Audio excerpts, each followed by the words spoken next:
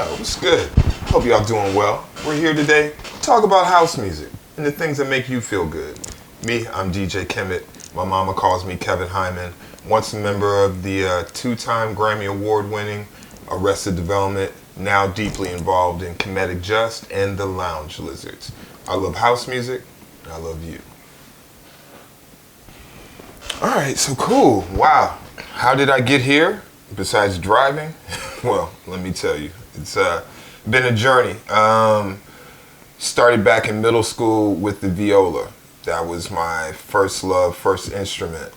From there, next instrument would be the turntables. My cousin, Paul Thomas, was a big promoter. I'm originally from the suburbs of Milwaukee, Wisconsin. My cousin, Paul Thomas, was a big promoter in the 80s in Milwaukee. And so everything he did, I followed. He had a record collection. I stole his records to make mine. The turntables he had, I copied. Started out with the realistic mixer out of Radio Shack. Many of my heads remember those. So yeah, the one, what was it? The first one that didn't have the crossfader, we remember that with the mic in the line inputs, and then the second one had the crossfader and all that other stuff in it. So all that started out with 2 belt drive turntables. They were not matching. I mean, it was a feat, but you made it happen. How did I fall in love with music? My parents were from Pine Bluff, Arkansas. Growing up in Milwaukee, that meant 2 to 3 times a year we would take a drive from Milwaukee using the Green Book, going down to Pine Bluff, Arkansas. Had to cut through Chicago. It was in 1981, my brother bought me a boombox. So anytime after that, we would drive through Chicago, so I would tape WBMX. I would tape anything on the radio that had a mix or they were playing anything. So that's how I fell in love with house music. And we would always drive through Chicago at night. Boom. And that's when BMX was banging. I would tape all the shows. I would come back to Milwaukee. I would listen to it. And when we were in Pine Bluff and then on the way back, we would grab it. And we always hit, like for some reason, religiously always hit Chicago on like a Friday or Saturday night. So that's when the radio was banging. So I'm taping all this, go back to Milwaukee, go to the record store, search and hunt down the records that I heard in this mix. That's how I built my record collection.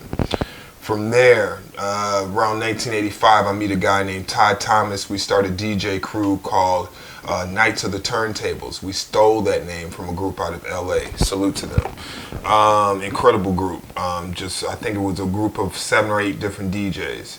And they performed on about like 6 or 7 different decks. Like I'm trying to remember the cover of the Knights of the Turntable. Once we realized we shouldn't have stolen their name, we came up with our own name called Attack. We had a group that was very, very similar to that of Stetsasonic. A drummer, keyboardist, guitarist, 3 MCs, 2 DJs. So we rocked college parties, and I had no business being in grown people's clubs, but I was in there. Next step, we started making records. We started producing ourselves, the MCs in our group, and some of the MCs we knew around Milwaukee. That other guy that was with me during that period of time, his name was Todd Thomas, later became Speech. When we got done with high school, we told each other we'd look out for the other individual, and if anybody hit it big in the record industry, we would look out. That guy, Todd Thomas Speech, moved to Atlanta. I went to Washington, D.C. for Howard University. Came up with the likes of P. Diddy. I know that name is hot in the press right now. Derek D. Angeletti, Ron Lawrence, all those guys. Some of the guys from the Hitmen. Trying to think some of the incredible. Raz Baraka. Lisa Anderson, just a lot of incredible Sister Soldier, that is. A lot of incredible artists and people were at Howard. Mark Batson during that period of time.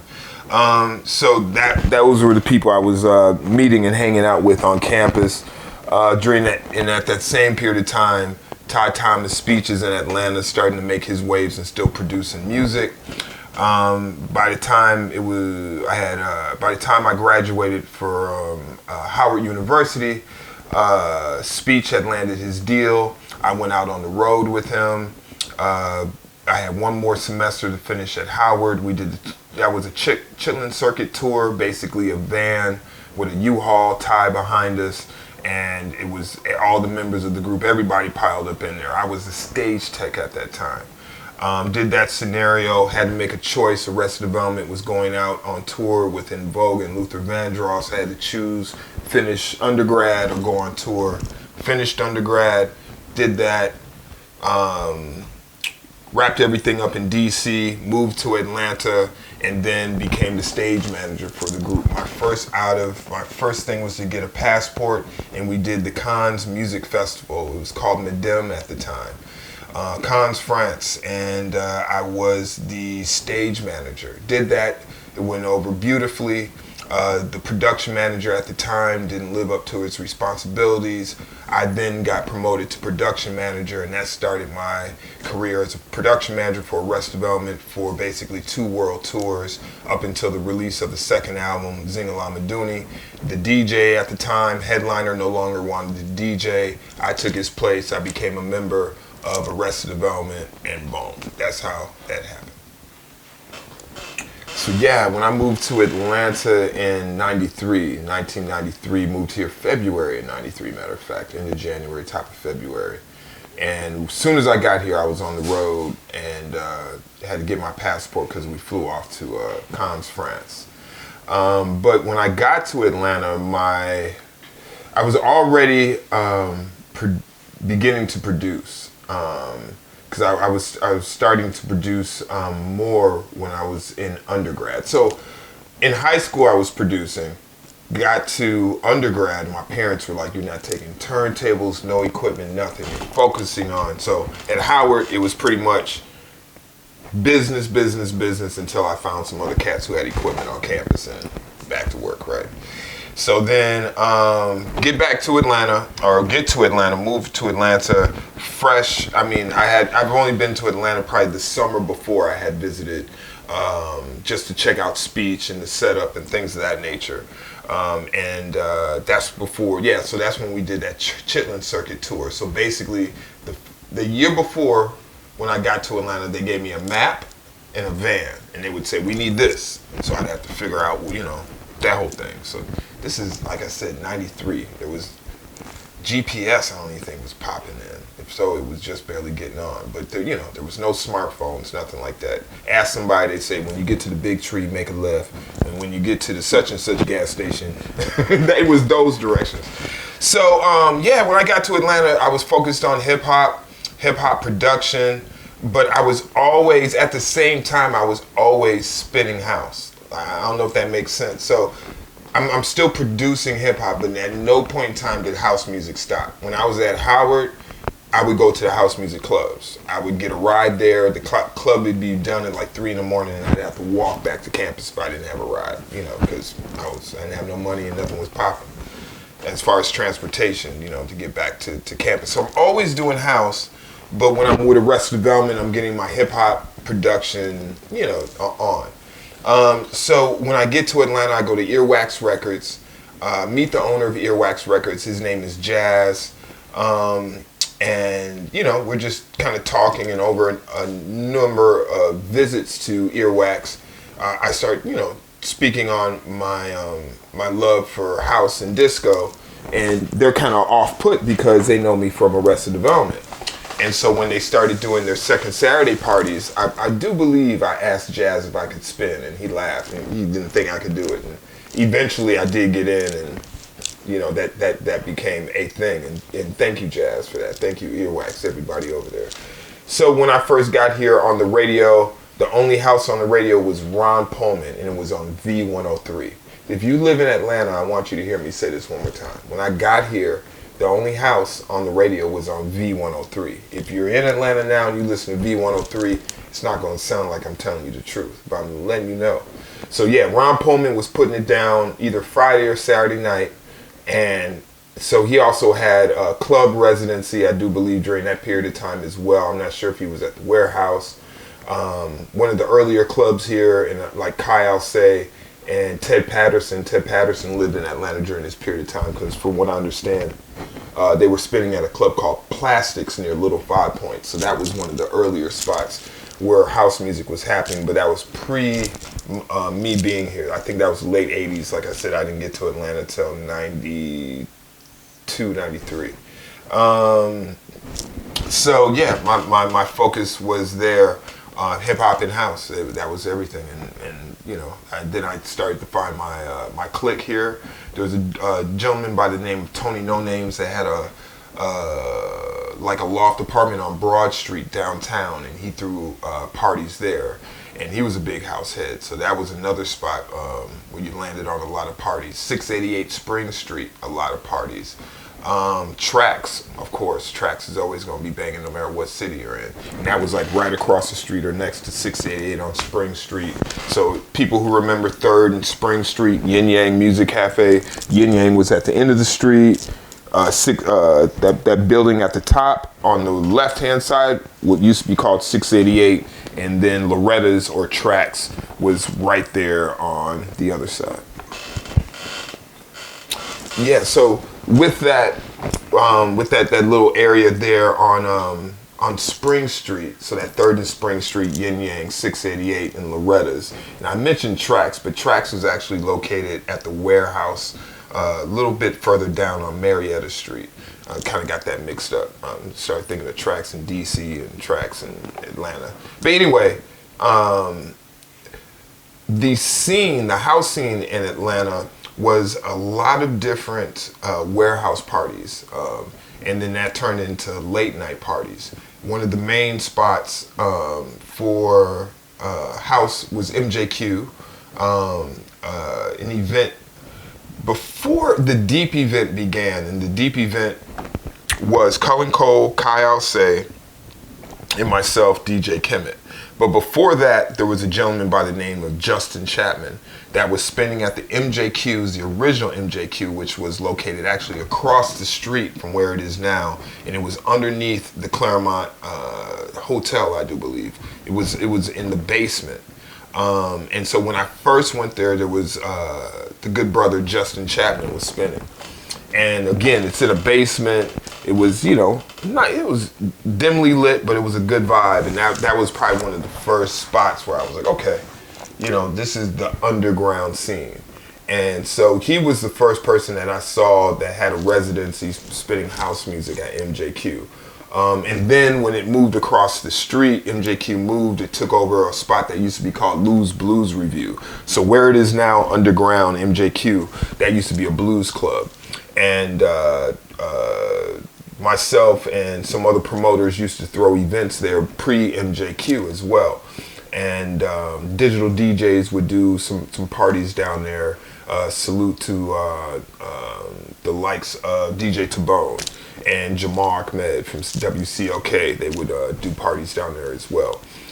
So yeah, man, the house scene just had different pockets, but MJQ was like that one spot. And then after MJQ, we had the front room at Club Kaya on Friday and Saturday nights. And normally I would hold that position down. I think that started off on Sunday nights with DJ Nabs in the lab. Nabs would play the back room and I would play the front room. And that would move, the front room of Club Kaya would move from neo soul to hip hop, classic new school. And this is we're talking 95 about this time. This is 95, 96, 97, going into 98, that time period. And then at the end of the night, like the last 3-4 hours, I would play house and disco. So everybody that was, transplants from New York or Chicago or Jersey, they would know to come, and that's where they would get their house on. So yeah, over the years you had, like I said, the likes of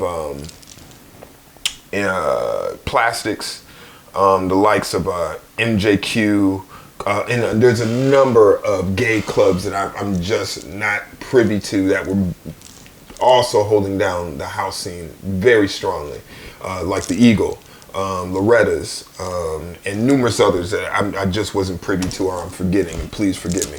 These are just the ones that I was privy to or that I would go to a lot. You had the Second Saturdays crew, you had DJs like DJ Doc, Simon Barrs, Sinister, DJ Brock, rest in peace. As I said, Ron Pullman, Kai Alcé, And then we had a lot of dancers here from New York, and a lot of those dancers would bring, that attitude and that influence with them. So it helped grow the scene here. The scene when it really started getting popping, I think the very first House in the Park that we did was at Candler Park, and it was with Cullen Cole. I do believe, what's my brother? Tyrone Francis spun. Ramon, Kai, and myself, and I want to say there was another DJ. I want to say DJ Yusef may have spun. It's taking me back, right? And forgive me, my memory is what it is. But the Atlanta house scene was very much black and white. It wasn't all of one thing. It was because you had the Earth Tones crew, and some of those guys were from the UK. You had the More Dusty Than Digital crew, and a number of others in production crews. There was a number of different people. You had Wamdu Chris Brand that was here with Chris and Chris, Wamdu again. And that turned into Ananda Project, and which is another big house production duo or crew. Actually got to tour Japan with them. So there's a lot that was happening on the underground side before the club side picked it up. After MJQ, success of MJQ, there was another club called 1150, and that's where Louis Vega and Dave Morales and what's the third person of Magic Sessions?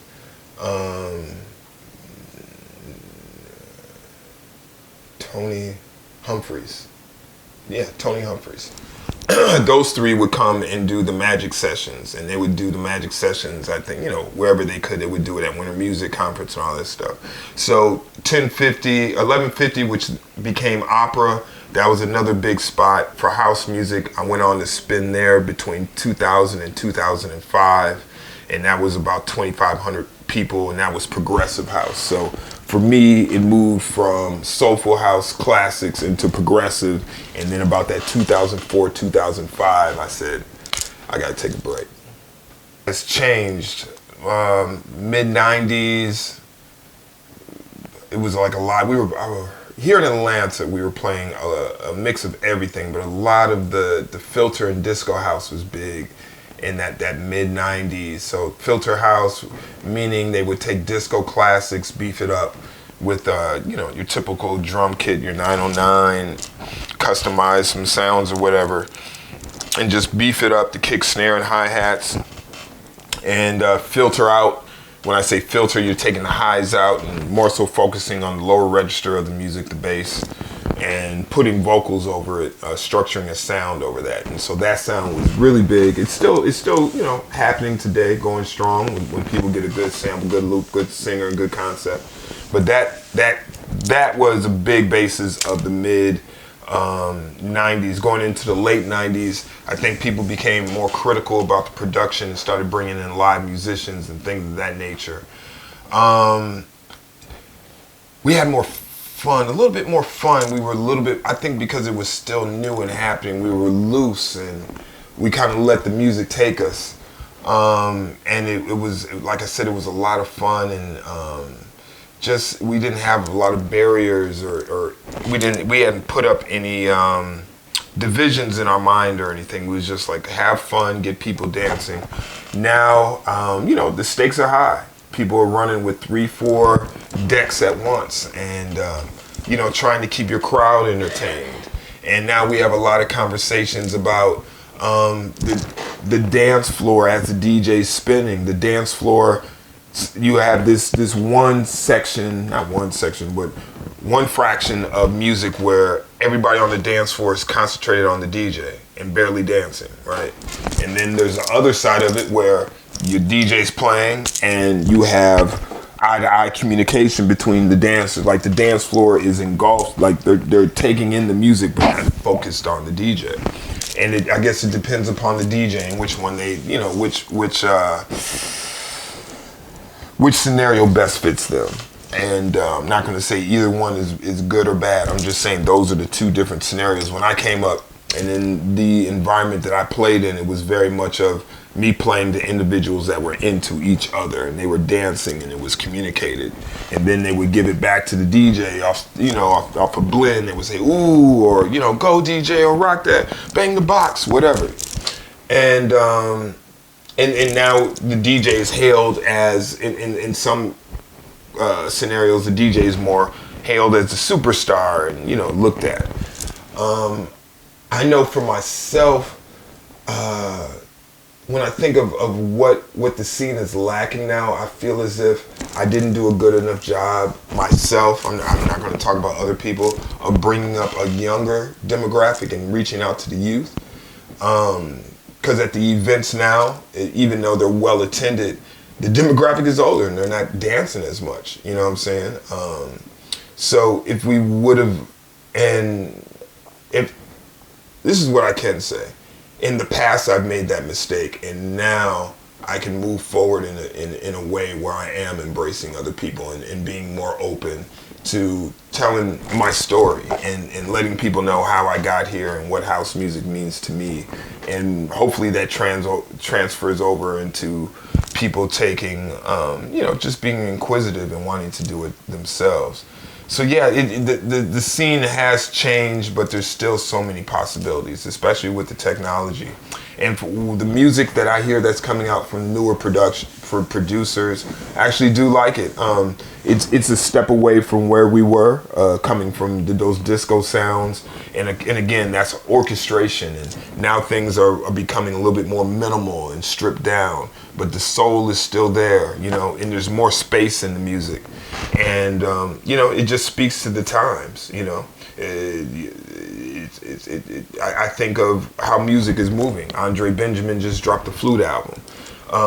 People are looking at music differently and the power of music and what it does for people. Music is here to heal, and house music is here to spread love. I myself and we all need to do a better job, probably need to do a better job of not taking our job as a DJ or even as a producer overly seriously, because at the end of the day, what we really want is for people to have fun, feel good, and get healed by what we're doing. And so when we play and the dancers dance and the singer sings and the drummers drum, that's when we know we're doing our job. Yeah, whew. Been in house music now, I guess I spun my first party in 83, 84. So let's say I've been into house music since then. Right. It's changed and it's gone through as many forms and formats. I mean, I remember at the top or pre-pandemic and throughout the pandemic, there was this whole thing about, where did house and techno begin? And the younger demographic thought it began in Europe or Germany, and some of the let's say the legacy holders had to step up and remind people like, no, Chicago and Detroit. And because if you let that story go unleashed, someone else will take it as theirs, and the history will be messed up. So, but with that, I think many times individuals like myself, as they call us the old heads, we may lean on our memories a little bit too much and use that as concrete. And when I say use it as concrete, it almost doesn't allow us to move and grow. When you just remember the old times and think everything's going to be that way. As when we came up, I'm sure our parents thought we were out of our minds and the different types of music we were listening to and how we listened to it. But, they gave us the freedom to express ourselves, that generation, the older generation. And we just have to be open and allow the younger generation to express themselves accordingly. It doesn't have to be so much of us talking down upon them or saying it has to be like this. As a very wise brother once said to me, they'll learn through example. And just allow them to be around. So I know for myself and my grandson, who's 7 years old, I just keep him around when I'm doing my streams, or if I'm producing, I keep the door to my studio open and let him come around and dance and jump around and have fun. because that's how I learned. You know, when I first heard it, it was the best thing in the world, and it still is to me, and it excited me beyond belief. And you know, as purveyors of keepers of the flame, we have to remember to be open and allow other people to come in and absorb this knowledge, this vibration, the fun, and take it in as their own, as we did. We all took this on as our own and changed it and put our own spin on it, and then blew it back out on the world through mixtapes, mixed CDs, song production, parties, whatever it may be, interviews like this. So yeah, you know, we just need to be a little bit more careful and let all these different styles and you know, the younger generation, just let them live and build on their own.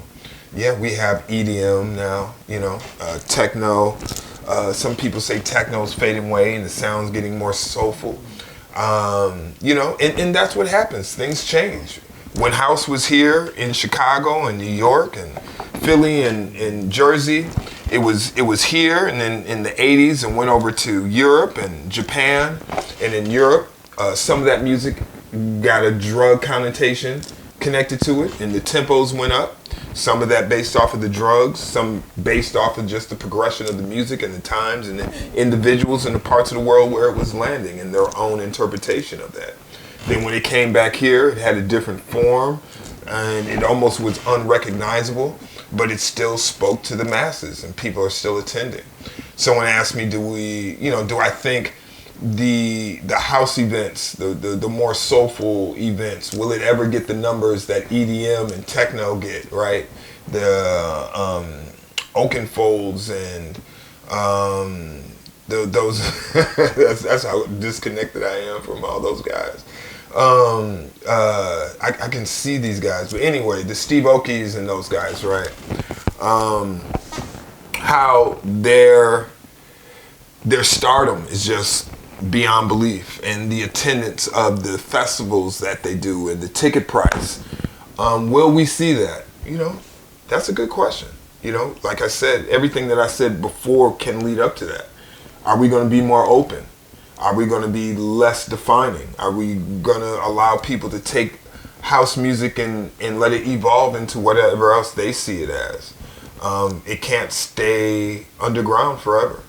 I say it does have the potential, because we look and we see what Beyonce did, what Drake did on some of their most recent or past projects over the last couple of years, and the impact that had. Yeah, we definitely can see those numbers. I think the possibilities are open to everything and everyone. You know, many of the genres that are famous and that have garnered a lot of traction and attention, yes, were created by black people, but it's meant for everybody. And that is the thinking that we need to move forward with. This music is for everybody. It's here to heal everybody, to bring happiness to everybody, and bring us together as one. Atlanta has a house story. This is where you'll find it.